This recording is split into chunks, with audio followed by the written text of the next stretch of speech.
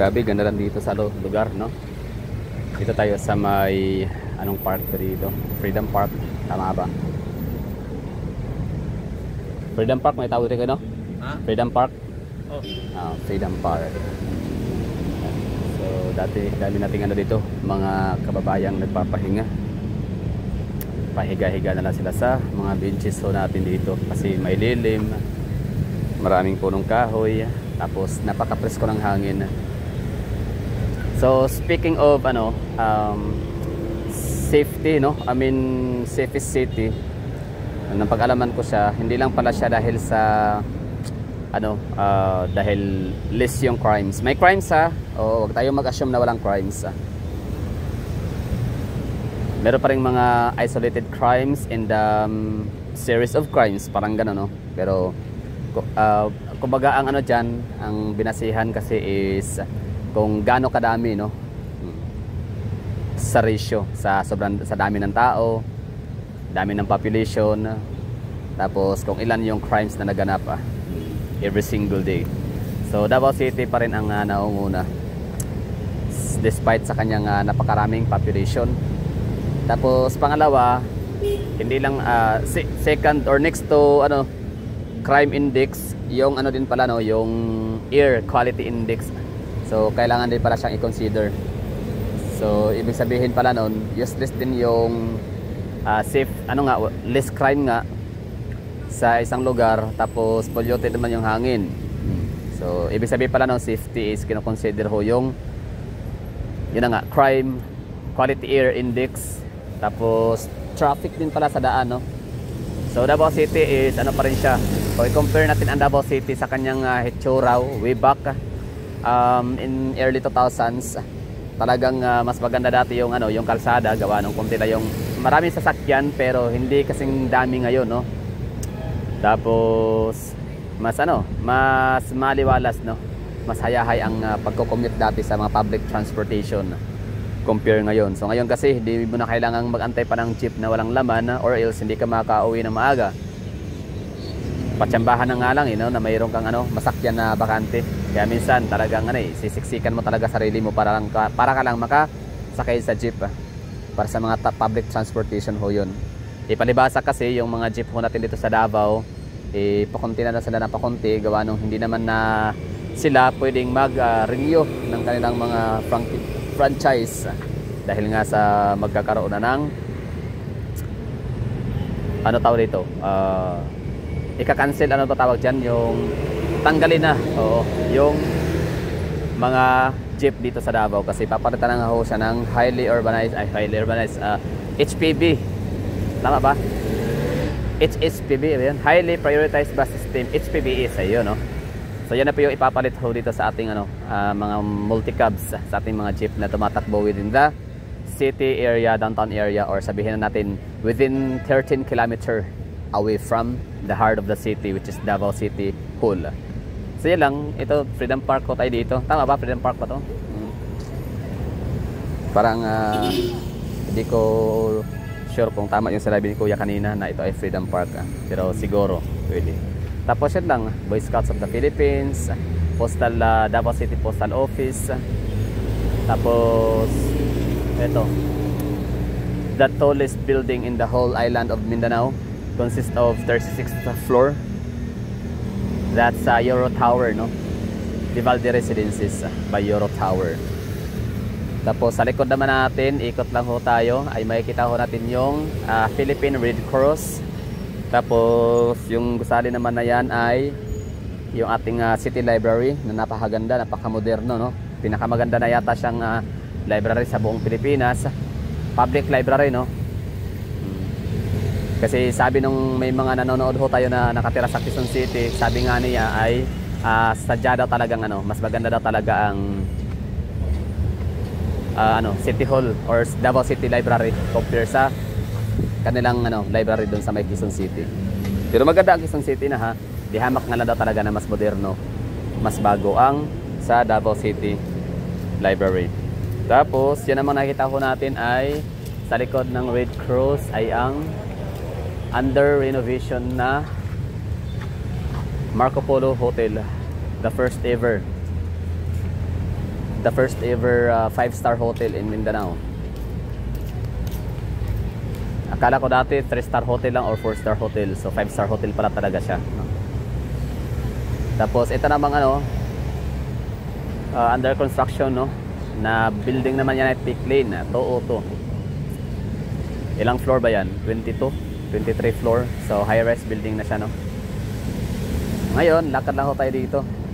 O nga pala, sa mga gustong pumunta ng Davao, ito ha, kasama to sa heart of the city. Pag sinabi kasi kapag kasi tayo namamasyal sa isang lugar, example ako, diba, napapansin nyo ako kapag pumupunta ako sa mga highly urbanized city, bagong lungsod sa Pilipinas, talagang pinupuntahan ko talaga kagad yung City Hall, public parks, public market, mga shopping malls. Kasi yan naman talaga yung mga night markets, kasi yan naman talaga ang pinaka highlights, no, sa isang city. Kumbaga pinakauna mong pupuntahan, hindi dagat, hindi yung mga balubundukin, oo, hindi yung mga yung mga matataas na mga bundok, no, like Baguio, like Marilog sa Davao, sa tops ng Cebu. So yun talaga, city tour ho talaga ang una natin ginagawa. So ano nga ba yung una, mga city tours ho natin? So syempre yung City Hall, shopping malls, pinaka center of the city ho talaga, pinaka city proper, pinaka heart of the city. So yun, City Hall, tapos City Hall, public parks, shopping malls, tapos yung mga night markets. So lakad lang ho tayo dito. Basta yun na nga, sa mga gustong pupunta ng Davao ha, huwag itong kalimutang puntahan at yung Rojas Night Market, yan lang kapag first time nyo dito, sa mga gustong mamasyal. Pag sinabing kasi siyempre di ba, pag naghahanap po tayo ng mga accommodation, mga transients, mga inns, so talagang kagad nating kino-consider is kung ito ba siya ay accessible lang ba talaga siya sa downtown area. So pag sinabing malapit lang siya, walking distance lang talaga siya sa Rojas Night Market, yan. Pag walking distance lang ho siya sa may City Hall, walking distance lang siya sa Pangkiruhan Public Market, which is isa yun talaga sa dapat yung puntahan para makakain kayo ng presko at napakasarap at napakamurang mga prutas like durian, marang, mangustin. So yun po yung mga downtown area talaga of the heart of the city. So ito dito, hindi pa siya ngayon nagsasarado, gawa nung alas 4 pa lang. So alas 5, close na ho itong kalye na to dito para gawing mag-pave way sa mga magtitinda, no, sa ating mga taga night market. So yan, Ateneo de Davao. So pag sinabing heart of the city, pag sinabing malapit lang siya, accessible siya, or one way I mean walking distance lang. Pag sinabing walking distance, maniwala ho kayo noon, ibig sabihin kayang lakarin lang ho noon. So ito na nga yun, Ateneo de Davao University College. Tapos iba rin yung meron dalawa kasi Ateneo dito sa Davao, doon sa may grade school sa may Matina. So medyo distansya ho yun mula rito. Pwede mo siyang lakarin pero it takes time, di ba? Siyempre hindi naman lahat ng mga namamasyal nagsisity tour ay mayroong plenty of time, di ba? So ang iba talaga ay limited, so you have to be wise, no? So Davao City is hindi siya maliit na city ha. So yung urban pa lang, yung downtown area namin dito, napakalaki, napakalawak na. Parang 13 kilometers, no, radius away from Davao City, at the heart of Davao City, like at the heart of City Hall. So 13 kilometers, parang yun yung naituturing na namin dito, distance away from downtown area or sa downtown area, city proper. So marami ho tayo dito na papuntahan. I mean, basta hiwa-hiwalay ang Davao City. Hindi man siya yung typical na hiwa-hiwalay na it takes like half day talaga para makapunta sa ibang mga lugar, mga distrito. So ulitin ko lang, Davao City consists of 3 congressional districts. So District 1, District 2, and District 3. So yung District 1 is yun na po yung yung ating downtown area. Ito yun, no? Ito na yata ang may pinaka-populous, pinakamaraming population. Of course, no, andito yung mga condominiums, andito yung mga apartments, mga boarding houses, no, kasi dito talaga yung pinaka heart of the city. Like andito yung trabaho, andito yung mga BPOs karamihan. Pero yung BPOs dito sa Davao ay hindi ho siya kagaya sa Cebu City na matatagpuan mo siya sa pinaka ano lang, no, specific na lugar, no, na nagkukumpulan lahat. For example, IT Park ng Ayala, tapos sa may IT Park, no, IT Park tsaka sa ano, sa CBD ba, Cebu Business Districts, sa may Ayala Mall. So yun, doon nagkukumpulan lahat. Tapos sa ano naman, Iloilo City ay sa Mandurriao nagkukumpulan ang mga BPO. Tapos sa Taguig naman ay sa BGC. Sa Makati is Ayala, marami sa Makati, no, marami silang business parks. So dito sa Davao naman ay hiwa-hiwalay ho yung ano namin dito, BPO. Nung last time na binilang ko siya, meron kaming 14, no? 14 IT park. Hindi man talaga IT park kung tawagin, pero parang doon makikita yung mga BPO. So in short say, hiwa-hiwalay ba, no? Iba yung I-Core, iba yung Optum, iba yung VXI, iba yung IBIX, Concentrix, iba yung Connectis, tama ba? Connectis, ayan. Converge. Basta, so yun. Bali, downtown area, ito po yun.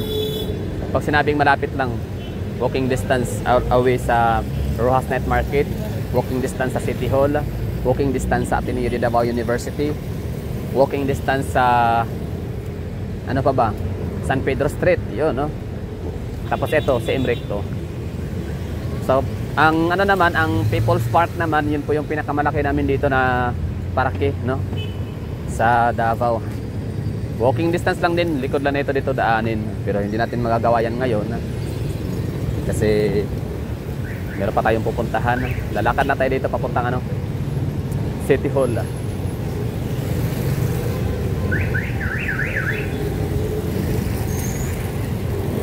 Yan ha, Rojas Night Market, Ateneo de Davao, Marco Polo Hotel. Walking lang siya talaga papuntang City Hall. Walking distance.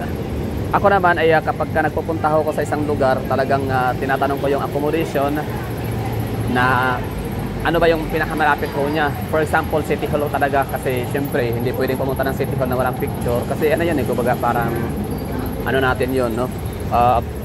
Sealed, no, na nakapunta ho tayo sa isang lugar. So kailangan mayroon tayong picture sa kanilang City Hall. At kung ano man yung kanilang pinaka-iconic na lugar na may tuturing natin na iconic, no? Icon. So dito sa Davao City nga, yung ang icon ho natin dito ay marami. Kaya nga, Night Market, City Hall, San Pedro Street, tsaka itong ano, si Imrecto. Kasi ang si Imrecto ho dito ay walang kuryente na makikita overhead. So in short say, ano talaga siya, napaka-iconic, no? Isa to sa mga Philippines ko naming mga Davaoenos, kasi hindi naman kasi lahat ng syudad sa Pilipinas ay nagkakaroon ng underground cabling system sa public public places. Huwag niyo wag niyo nang ipilit yung BGC, yung Ayala, huwag niyo nang ipilit yung Rockwell at kung ano mga business parks na may kita ho ninyo sa inyong syudad dyan, no? Sa lugar ho ninyo, lalo na sa Makamaynilaan. Gawa nung iba ho yun, ang lugar ho na yan na binanggit ko itong huli ay dahil sila ay pagmamayari ng private sectors. Okay? So ito siya, hindi to pag-aari ng private sectors. So ito ay public roads ho talaga to dito.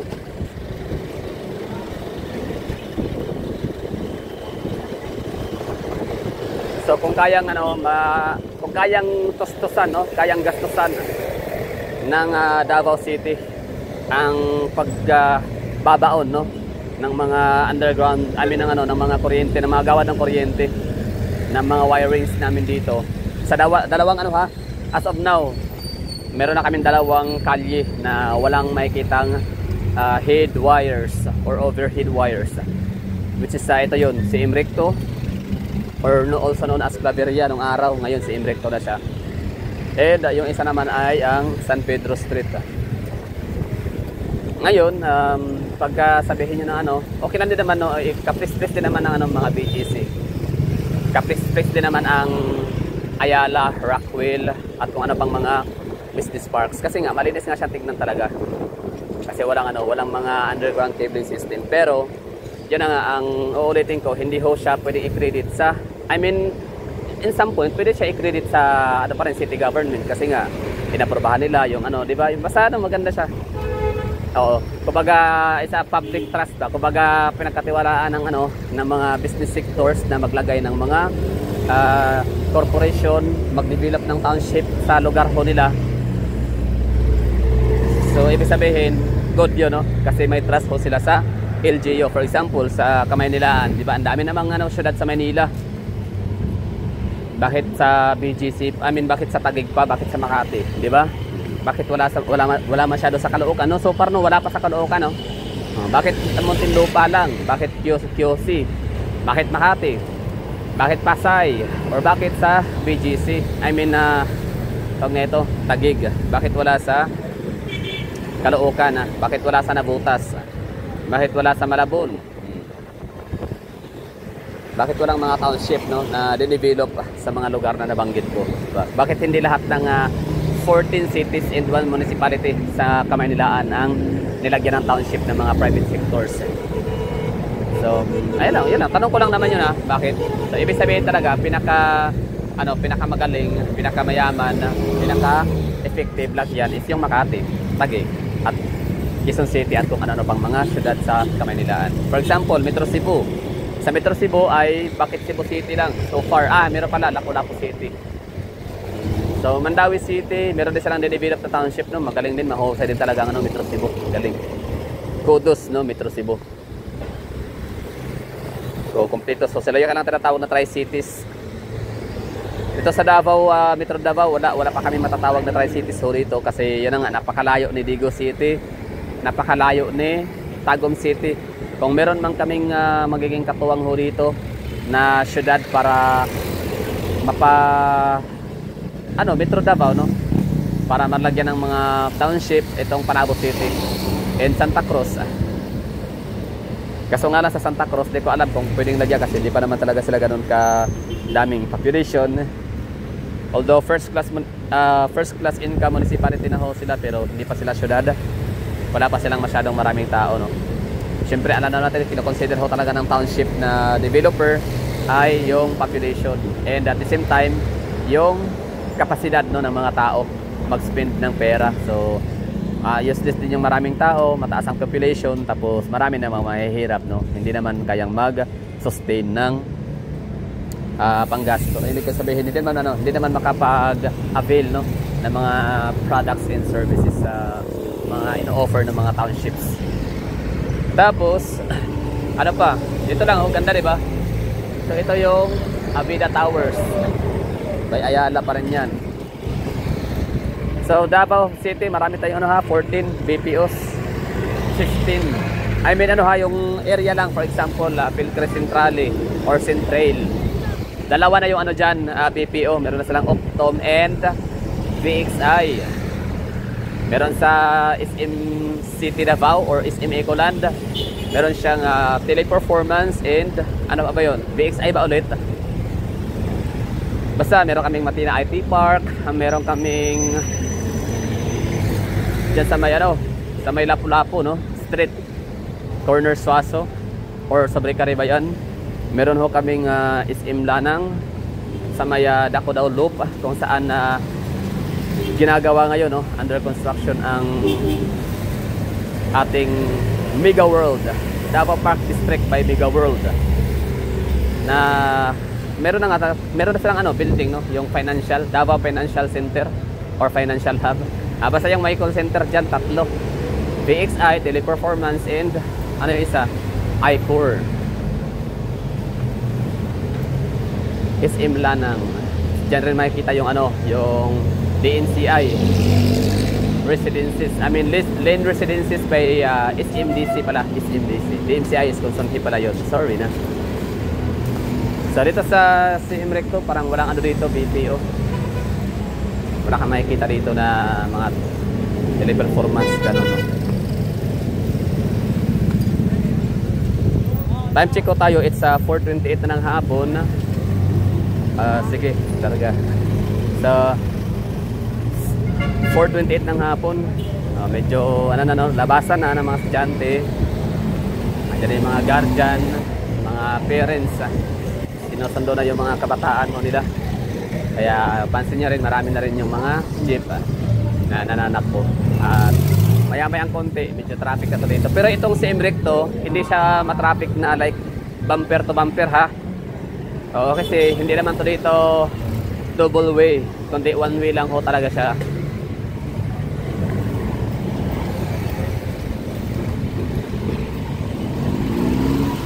Dito sa Davao, maraming mga lumang mga gusali na hindi natin namamalayan. Bago na pala, gawa nung nasusunog. Ayan ito for example, yan, nasunog ho yan dati. Bago lang, no? Tapos ngayon, ayan, nirenovate na nila. Victory Davao. Victory Davao is ano siya, parang chapel. Victory Chapel ba? Tama. Pero kung chapel man to dito, bakit wala ko nakikita or naririnig ng mga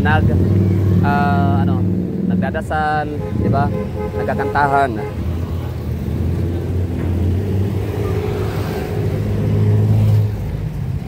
One way lang to dito. Dito sa Davao City, downtown area, meron kaming 4, no? If I'm not mistaken. May 4 po dito na one way. Ito yung si Recto Street, San Pedro Street, Pitson Street, also known as Magallanes. Pero siyempre, doon na tayo sa, sa bagong pangalan. Si Recto Street, San Pedro Street, Pitson Street, Ponciano Bangoy Street. Ponciano Bangoy Street is lukod nito ha. Ito, ano to, si Recto. Doon sa kabilang block is Ponciano Bangoy. Tapos doon naman sa unahan nito sa dulo, pupuntahan natin ngayon, which is located ang San Pedro Cathedral. Is yun po yung San Pedro Street, no? So kaya siya tinawag na San Pedro Street dahil nga doon located yung San Pedro Cathedral. Tapos sa likod naman ng City Hall, harap ng San Pedro Cathedral ay City Hall. Tapos harap naman ng City Hall ay likod ng City Hall ay Pitson or yun yung Magallanes Avenue. So yun po yung pang-4 na one way. Hindi ko alam kung may iba pa ba mga one way. Illustre Street, one way ba? Dami kasing kali sa Davao. Ang daming lugar ho dito. So hirap lahat isa ulo, no? Depende na talaga kung gifted ka, no? Kung talented ka talaga para i-memorize yung mga kalye. Lahat.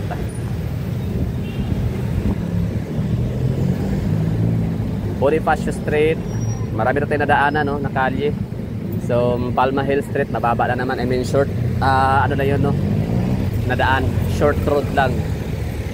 Bonifacio Street, hindi rin siya kalayuan o kahabaan kasi ang kanyang dulo ng Bonifacio Street ay Boulevard and Gaisano Illustre. Siyempre kung magtatanong din naman kayo kung ano ba ang mga shopping malls na makikita within the heart of Davao City, so far pinakamalapit po dito ay ang SM City Ecoland. Yun nga lang, magsakay ka pa ng isang one ride lang, pinakamalapit, no, sa distance. So I guess it's Ecoland, Davao City, SM City Davao or SM Ecoland. Pero kung gusto mo ng walking distance lang talaga, so yun ang Gaisano Illustre. Ayan nga lang, yung Gaisano Illustre na yun, medyo outdated na ho siya, no? Obsolete mall na siya sa Davao. Masabi natin, like, hindi naman talaga siguro masasabing obsolete, no? Kasi andyan pa rin naman, functioning siya. Pero parang pinaglumaan na siya, no? Pinaglumaan, pinagsawaan. Kasi parang wala silang renovation ginagawa. Unlike sa Gaisano Mall and Victoria Plaza. Diba? Pansin nyo, si Victoria Plaza. Ano na siya ngayon, no? Merong mga pinapaganda siya, no? Pinapaganda lalo. Bino-beautify. Ganon din lalo na si Gaisano Mall. Talagang nagkakaroon sila ng additional na view sa lugar. Lalo na yung The Peak. Yung The Peak is yan parang sa may roof deck ho nila. Nilagyan ng mga basketball court, gyms, mga fountains, parks, plazas, mga disco bar, coffee shops, restaurants. Alfresco area yon, in short say alfresco area dinagdagan.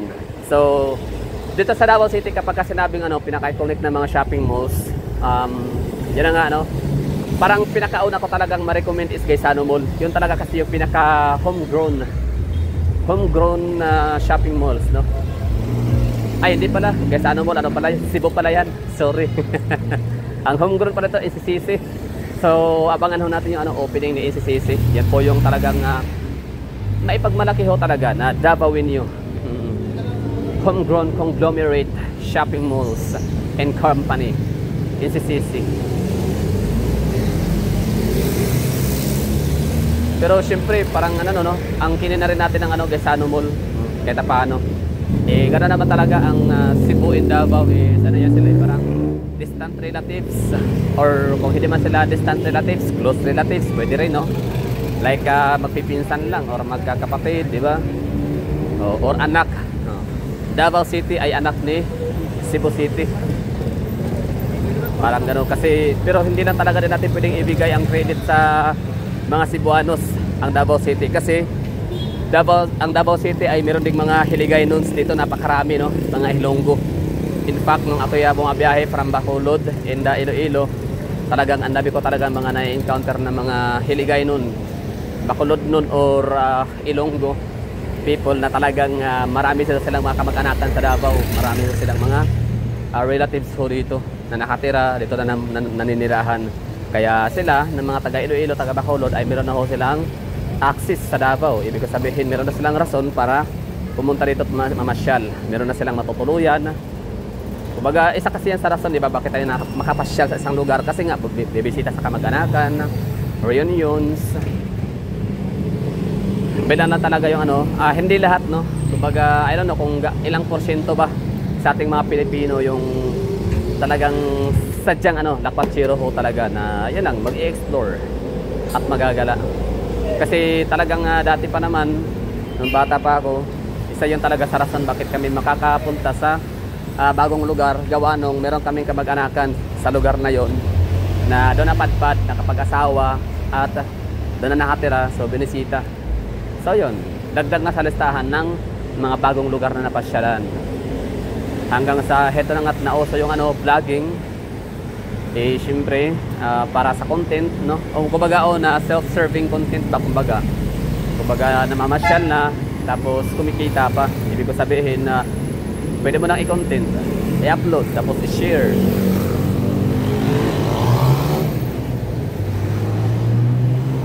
Ito na yung dulo ng CM Recto Street. So, nilakad natin halos sa 100% ng CM Recto Street. Kasi kanina nagsimula ko tayo doon sa may Freedom Park. Unahan lang ng konti noon ay dulo na ng CM Recto, which is intersection ng Ramon Magsaysay Avenue. Tapos dito naman ngayon ay binaybay ko natin siya hanggang padulo. Hindi pa rin siya dulo kasi ang dulo nito is Pichon Avenue. Pero sige, gusto kong puntahan yung Pichon para makita ko talaga ninyo yung pinakadulo. Just in case ikaw ay hindi taga Davao at nanonood itong video na to.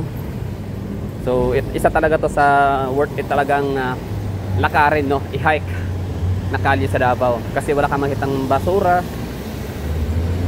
hindi amoy panghi, wala kang makikita mga sidewalk vendors. As you can see, di ba, wala. Meron pala, pero hindi naman talaga sila yung typical na dito talaga sa kalsada nag-o-obstruct. So may mga nagtitinda naman dyan sa gilid ng sa sidewalk, sa alley, or sa hallway. Pero lang, no? Bilang lang talaga. So ito, nagtitinda ng mani. It's ambulant vendors kung tawagin. Digulong. Ibig sabihin, kapag kailangan silang paalisin dyan, anytime soon, so makakaalis sila kaagad. Walang delay. So, ito na yung San Pedro corner, CM Recto, which is located ang ating San Pedro Church or Metropolitan Cathedral.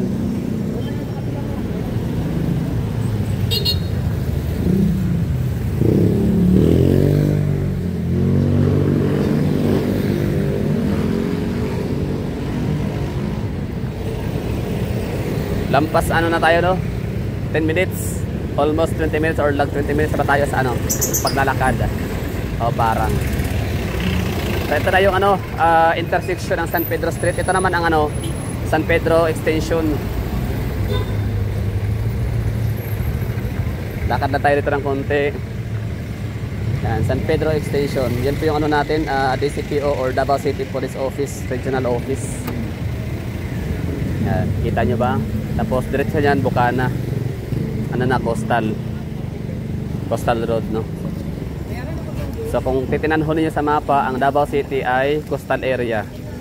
Ibig sabihin, yung kanyang pinaka downtown area, pinaka city proper, pinaka urbanized area ng Davao City is located no, sa gilid ng dagat.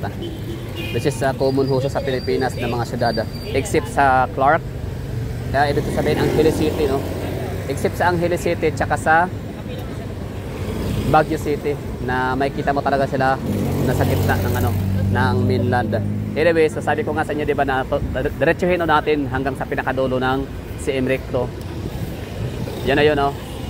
Yun na yung merong Andres Bonifacio na Circle Park or Park. Ito pala yung police station namin dito. Police Station 2. Yan, wanted, Tibuloy, 10 million. Grabe, laki, no? Laki na pabuyan ni Pastor Apollo Tibuloy, 10 million. So dito, kapag namamasyal kayo dito, sabihin na natin na meron kayong mga hindi magandang karanasan, like na-snatch ho kayo, pickpocketing or something, or ano man na mga hindi magandang pangyayari. So pwede ho kayong mag-report ho dito. Meron yun ang police station. Harap na talaga siyang San Pedro Cathedral. Tapos City Hall, Osmeña Park. Tapos ito, meron tayo yung Davao City Police Office for Women and Children's Protections Desk, no? Women and Children. So hiwalay ho talaga sila. Kasi syempre may cases no na, for example, sa mga babae, no, mga bata, syempre trauma. So mas maganda kapag merong hiwalay na departamento. Kaya no, Women's and Children's Protection. So sila yung mag-handle ng cases. Ito na, yung pinakadulo. Literal ha. Na pinakadulo ng CM Recto Street. Sa eyesore, no? Yung makikitang yung makikitang mga overhead wires. Ito yung pinakaunang underground cabling system dito sa Davao na ginawa nila. Hindi na to siya kasama sa phasing nila, phase 1, phase 2, phase 3. Parang pilot lang, pilot episode. Kumbaga, naalala ko to dito dati parang 2015, 2016. Ginagawa to dito na nagkukosto talaga siya ng sobrang traffic. Tapos parang basta sobrang traffic to dito, kinukost niya dati. Dahil nga sa binabaon yung kuryente. And mula noon, nalaman na nila, no? Napag-alaman, nalaman or talagang na-istadihan ho nila kung gaano nga ba katagal gawin, kung anong dapat gawin para hindi masyadong makaabala, hindi masyadong makaka-apekto, no? Sa biyahe, sa mga commuters, daily commuters ho natin, private and public. Diba, walang kuryente yan, walang overhead wires. Pero hindi to kasama sa project ha. Baga parang to testing area. So mula doon sa may City Hall, Magallanes Elementary School, harap papunta dito. Naalala ko ito dati na parang may hukay ng mga malalaki. Tapos nangawala yung kuryente. Tapos yun, nung umilaw na tong mga poste na yan, tapos wala kami nakita mga head wires. Sabi ko, okay, yan pala. So pilot episode, kumbaga, panimula, no? So ito na yung Pichon Avenue, previously known as Davao City Magallanes Street. So yun lang, bali, tawid na tayo dito sa kabila. Tatawid na tayo papuntang Osmeña Park, tapos City Hall, Tagos Mall yan. Actually ito City Hall na to dito, Sangguniang Panglungsod ng Davao, kung saan dyan tayo kumukuha ng mga papilis, no, mga mayor's occupational permit, mayor's permit, basta maraming mga permit na kinukuha ho natin kapag nag-a-apply tayo ng trabaho.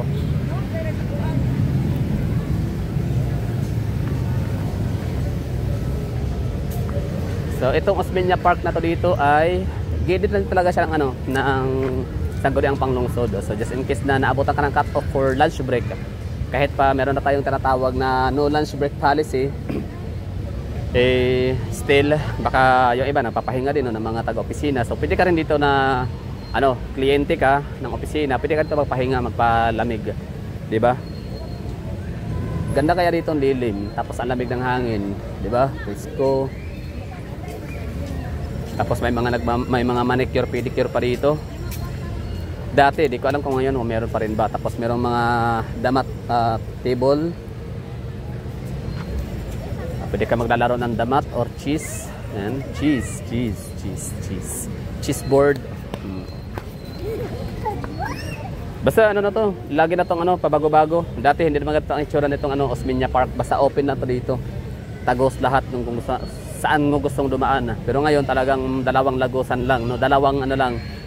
May gate ho talaga, entrance and exit or exit and entrance. So hindi kagaya dati na kung saan mo gustong tumagos na para ka lang kaluluwa. Tapos marami dito mga natitina ng mga barbecue, mga maruya. Pero ngayon wala na. Tapos meron ditong exclusive na tambayan, no, para sa mga senior citizens. Tama ba? Pang senior citizens lang ba ito dito? Hindi naman siguro, no? Pero parang ano to talaga dito, parang giveaway ba, no? Parang giveaway or exclusive or priority, no? Para sa mga PWDs, sa mga senior citizens.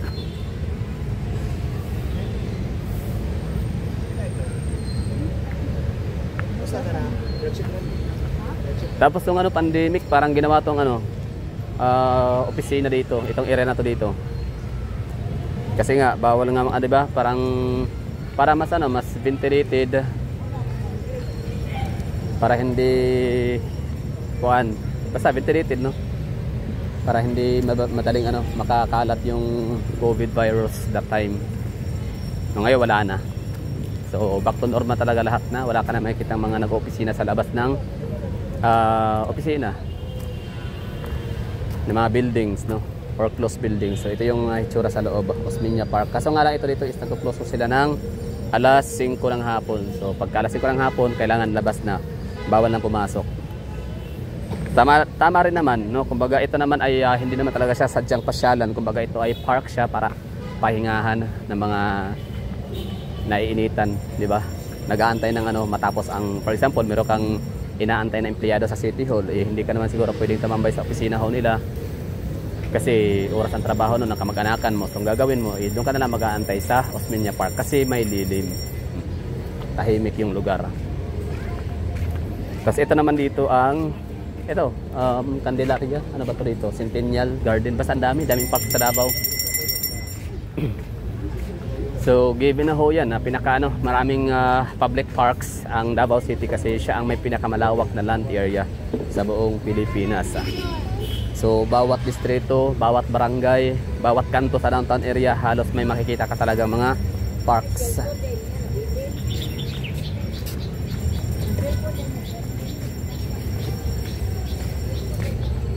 So, ito lang yung buhay ng mga Davaoenyo rito, mga taga rito, tambay-tambay lang, no? Parang wala lang, distress, no? Uwi sa bahay pagkagabi, hapon, may bitbit na pera dahil sa nagtitinda sila ng mga maruya, nagmamanicure, pedicure. Yung iba ay galing sa trabaho, empleyado. Sangguni ang panglungsod ng Davao. So syempre, alam naman natin pag SP building, di ba? Diyan matatagpuan yung vice mayor and mga councilors. Tapos syempre, harap ay Metropolitan Cathedral.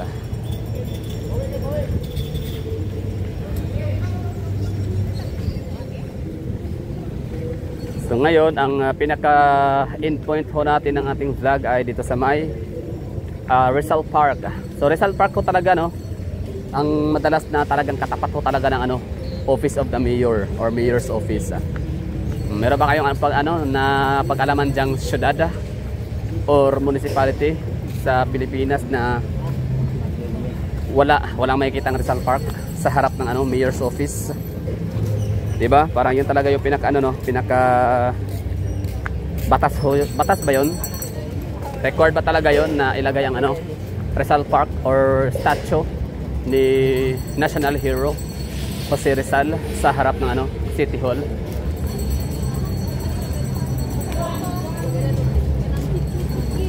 Maliban lang siguro kung inilipat, no, yung old City Hall. For example, Panabo City, Metro Davao, So yung kanang ano, City Hall ngayon ay inilipat na sa medyo mas malayong lugar, no? Away, distance from its original location, no? Sa may downtown area. So siguro, yun ang mga instances na nawalay si Dr. Jose Rizal sa paningin ng City Mayor kasi nilipat nga ang opisina. Okay, so dito na tayo sa City Hall of Davao. So maraming thank you sa mga nanonood, maraming thank you sa sumasama sa atin. Maraming thank you sa inyong mga kind words. So calendar of events, no. So hanggang lang talaga August 18 pananam sa Kadayawan, a food and products fair. 17 Dula Kadayawan, Kasika sa Kadayawan. Indak-indak sa Kadayawan. 17 pala talaga. So hanggang 18 naman ay meronan? Pananam sa Kadayawan, food and meron sa 18? Ano ibig sabihin yan? Si Mahagala, gagawin natin recap po tayo. So August 1 ay meron tayong Kadayawan Agri Fair. So basically, month of August is the whole month of celebration, no, ng Davao. Pero hindi ganun ka big event yung iba. Kumbaga parang singit-singit lang, event lang, no. So yan. So August 1 hanggang August 31 is Kadayawan Agri Fair. So tapos August 1, asan yung 1 dyan? Wala, no? August 7, Kadayawan, Misa Pasasalamat. August 8, pag-abli sa 39th Kadayawan. Tapos 9 naman ay Pasundayag sa Kadayawan, Pananam sa Kadayawan, Food and Products Fair, opening, no? So sa Magsaysay Park. Tapos City Hall din. Number 10 naman, Iron Kids Run and Duathlon. Tapos yun, Ironman, no? Sinama na yung Ironman, nakasabay na rin. Tapos 11 naman, isa lang Ironman 70.3. Yun yung pinaka-big event. 12, ano ba meron ng 12? Wala, no? 13 meron. Bantawan Cultural Celebration sa Magsaysay ulit. Tapos sa 14 naman, ganun din, no? 15, ganun din ngayon, no? Meron daw gaganapin. Ngayon, nasimula na, alas 4 hanggang alas 8 ng gabi. 15. Tapos bukas naman ay 16, Hiyas sa Kadayawan, Coronation Night. Okay. RMC, Petrogas Arena, alas 5 ng hapon hanggang sa alas 8 ng gabi. Tapos Dula Kadayawan, People's Park. Hiyas is yan yan yung parang beauty pageant, no, ng different tribes. Tapos 17 yan, Dula Kadayawan. Ano ibig sabihin ng Dula Kadayawan? Kasika sa Kadayawan, People's Park, Dula Kadayawan, sports, ganon. Tapos Kasika sa Kadayawan, San Pedro Square. Okay, dito Kasikas. Tapos Indak-indak sa Kadayawan, showdown and party. So magsimula alas 5 ng hapon hanggang ala 1 ng madaling araw, San Pedro Square. Pamulak sa Kadayawan, yan ang Floral Float Parade pala. Floral Float Parade. Grabe, ang bilis ng panahon, no? Parang kinan lang, no? Last year. Meron pa tayong doon. May nagpa-picture pa sa atin. Shout out. Kala ko yung celebrity, no? Pero thank you pa rin. Maraming salamat. Kahit hindi naman ako kilala, kahit hindi naman ako napapakita ng mukha, meron pa rin talaga nakaka-recognize, no, ng ating boses. Na ako pala si Gala, the Explorer. Okay, 17, 16 bukas, Hiyas sa Kadayawan, konsyerto sa Kadayawan, 7 PM to 1 AM. Grabe, no, konsyerto ulit, oh. Kaya pala meron silang dito. Naka-set up ulit na tent para yan sa konsyerto. Sino kaya magko-konsyerto bukas? Sino kaya mga panauhin? So mamimili ho tayo dito. Ano sa tingin nyo ang puntahan natin? Hiyas sa Kadayawan, which is yung beauty pageant. Yung paligsahan ba ng mga magandang tribo, patalinuhan, pagandahan, syempre, no? Tapos talent showcasing na rin. So ano ba yung mga magpapagandahan, magpapaligsahan sa larangan ng ganda at talino at talento? Syempre yung tribo ng 7 tribes of Muslims. Tapos 5 tribes naman ng indigent people dito sa Davao. Yan ang mga Obo Manobo, Mansaka, Ata, Blaan. Yun. Tama ba, Mansaka pala? Hindi pala, Davao del Norte pala yung Mansaka. Tapos yun, 17, Dula Kadayawan, Kasika sa Kadayawan. Yung indak-indak, kailan ba talaga? Indak-indak. Ayan na nga, 17, no? Indak-indak showdown party. Okay, so that's all for today's video. Thank you for watching. I have to say bye-bye and ingat sa